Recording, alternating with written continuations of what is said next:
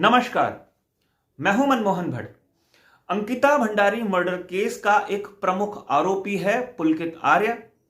पुलकित आर्य के पिता हैं विनोद आर्य, जो बीजेपी और आरएसएस से जुड़े हैं। अब विनोद आर्य सवालों के या विवादों के घेरे में आ गए हैं। विनोद आर्य पर उनके ड्राइवर ने उनके साथ कुकर्म करने का आरोप लगाया है। विनोद आर्य के ड्राइवर रहे हैं रोहन कांबोज।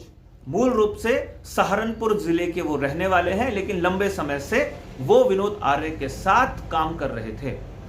67 साल के विनोद आर्य पर रोहन कांबोज ने आरोप लगाया है कि आर्य साहब ने अपने ड्राइवर यानी रोहन के साथ कुकर्म करने की कोशिश की, और जब उसने विरोध किया और अपने घर वापस आ गया तो विनोद आर्य ने उस पर हमला किया और उसको जान से मारने की कोशिश की, गाड़ी से उसे टक्कर मारने की कोशिश की। इस पूरे प्रकरण की जो जांच है वो शुरू हो गई है। विनोद आर्य पर मुकदमा दर्ज हो गया है और सवालों के घेरे में आर्य परिवार पहले से ही था, पहले बेटे के कुकर्म के कारण और अब उनके पिता के कुकर्म के कारण।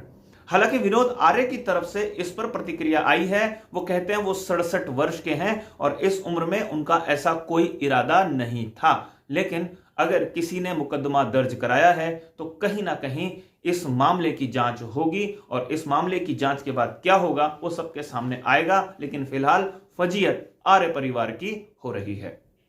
साथियों, अभी के लिए फिलहाल इतना ही। अगली रिपोर्ट में फिर मुलाकात होगी, तब तक इजाजत दीजिए। नमस्कार।